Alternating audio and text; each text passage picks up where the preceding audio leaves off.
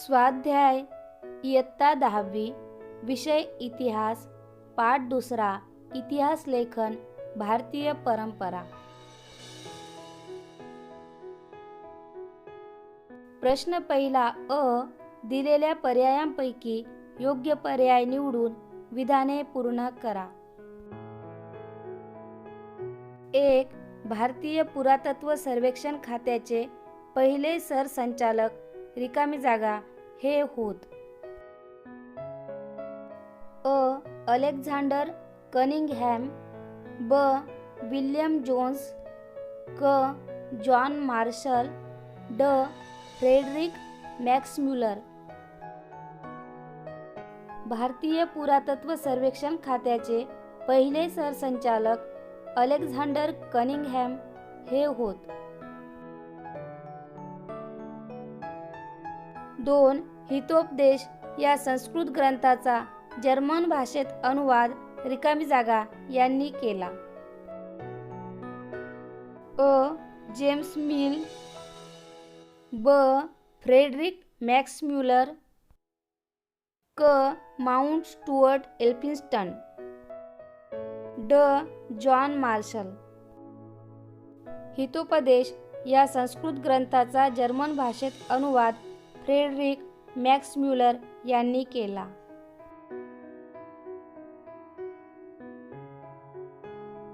ब. पुढीलपैकी चुकीची जोडी दुरुस्त करून पुन्हा लिहा. 1. हू वेअर द शूद्राज वंचितांचा इतिहास. 2. स्त्री पुरुष तुलना स्त्रीवादी लेखन. 3. The Indian war of independence 1857 मार्क्सवादी इतिहास. 4. ग्रँड डफ वसाहतवादी इतिहास. चुकीची जोडी the Indian war of independence 1857 मार्क्सवादी इतिहास. योग्य जोडी the Indian war of independence 1857 राष्ट्रवादी इतिहास.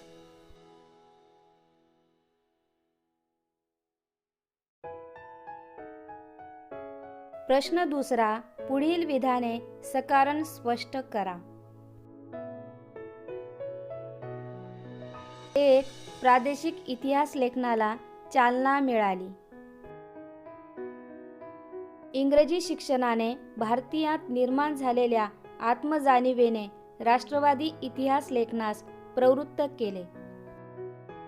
ब्रिटिश अधिकाऱ्यांनी लिहिलेल्या भारताच्या पूर्वग्रहदूषित इतिहासाला भारताच्या विविध प्रांतांतील इतिहास लेखकांनी विरोध केला. आपल्या प्रादेशिक वैशिष्ट्यांकडे इतिहासकारांचे लक्ष वेधले गेले. राष्ट्रवादी इतिहास लेखनाचा प्रभाव होताच प्रादेशिक इतिहास लेखनाला चालना मिळाली. 2. बखर हा ऐतिहासिक साहित्याचा महत्त्वाचा प्रकार आहे. ऐतिहासिक साहित्यात फारसी ग्रंथ, ताम्रशिलालेख, कागदपत्रे, नाणी, प्रवास वर्णने इत्यादी साधनांबरोबर ऐतिहासिक बखरींचाही समावेश होतो. बखरीत शूर योद्ध्यांचे गुणगान असते. ऐतिहासिक घडामोडी आणि युद्धांची वर्णने असतात. तसेच थोर पुरुषांची चरित्रे आणि त्या काळातील नगरांची वर्णने असतात. तत्कालीन सामाजिक, धार्मिक आणि आर्थिक जीवनाचे चित्र रंगवलेले असते. ही वर्णने इतिहास लेखनाला उपयुक्त ठरतात. म्हणून बखर हा ऐतिहासिक साहित्याचा महत्त्वाचा प्रकार आहे.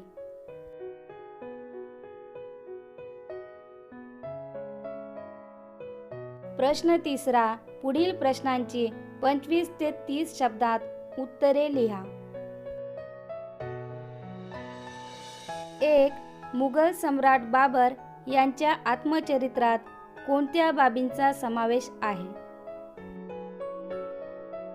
मुघल सम्राट बाबर यांनी आपल्या तुझुक-ई-बाबरी या आत्मचरित्रात पुढील बाबींची वर्णने केली आहेत. मुघल सम्राट बाबर यांना कराव्या लागलेल्या युद्धांची वर्णने. ज्या ज्या प्रदेशात बाबर यांनी प्रवास केला त्या त्या प्रदेशांची व शहरांची वर्णने. स्थानिक अर्थव्यवस्था, रीतिरिवाज आणि वनस्पतीसृष्टी यांची निरीक्षणे.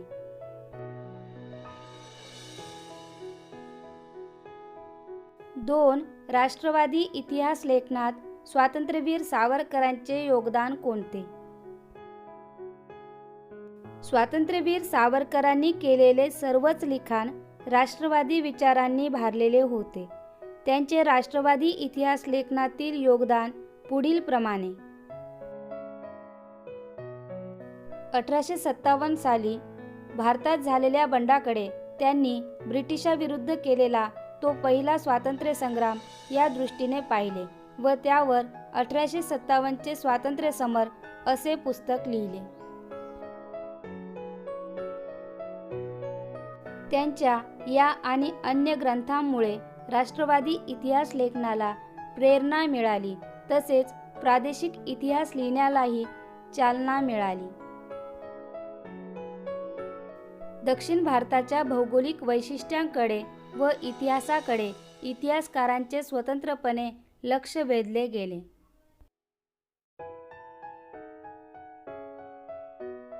प्रश्न 4.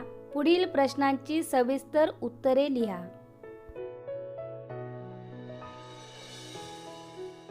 1. मार्क्सवादी इतिहास लेखन म्हणजे काय?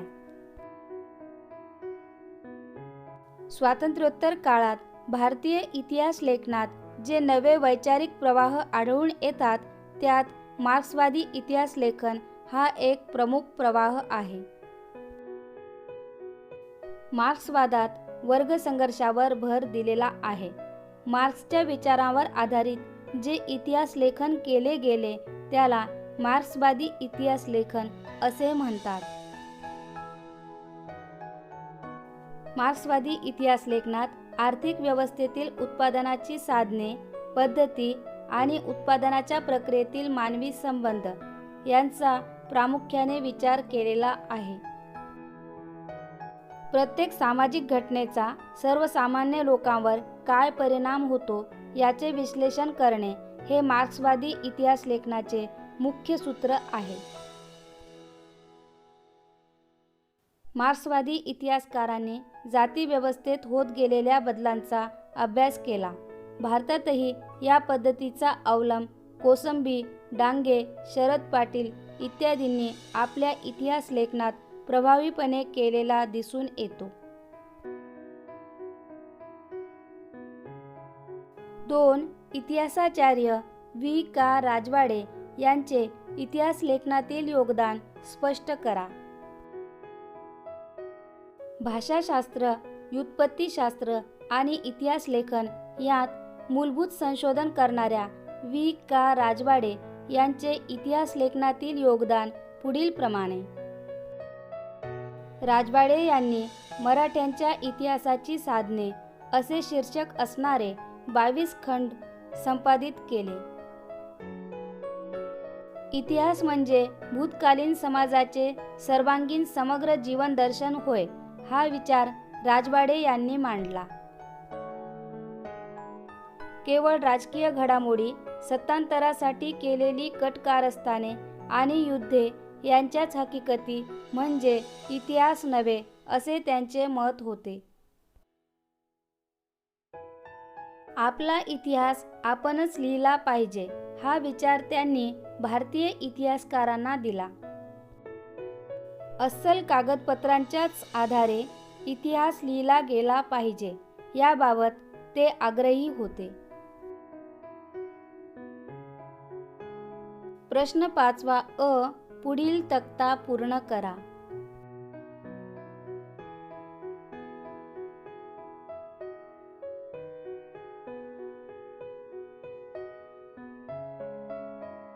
James Mill, the history of British India.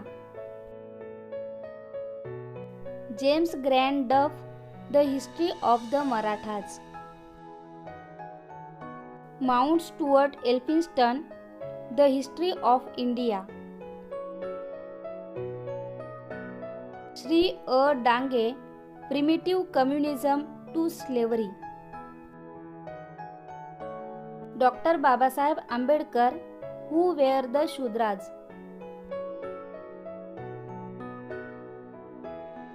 ब. पुढील संकल्पना चित्र पूर्ण करा.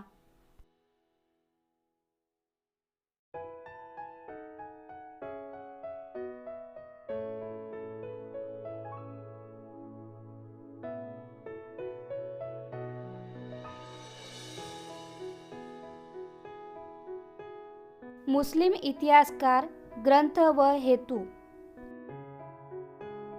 इतिहासकार बाबर. ग्रंथ तुझुक-ई बाबरी. ग्रंथाचा हेतू बाबर यांना कराव्या लागलेल्या युद्धांची वर्णने. इतिहासकार कल्हण. ग्रंथ राजतरंगिणी. ग्रंथाचा हेतू काश्मीरचा इतिहास. इतिहासकार कृष्णाजी अनंत सभासद. ग्रंथाचे नाव सभासद बखर. ग्रंथाचा हेतू छत्रपती शिवाजी महाराजांच्या कारकिर्दीची माहिती. इतिहासकार झियाउद्दीन बर्नी. ग्रंथ तारीख-ई फिरोजशाही. ग्रंथाचा हेतू इतिहास लेखनाचा हेतू.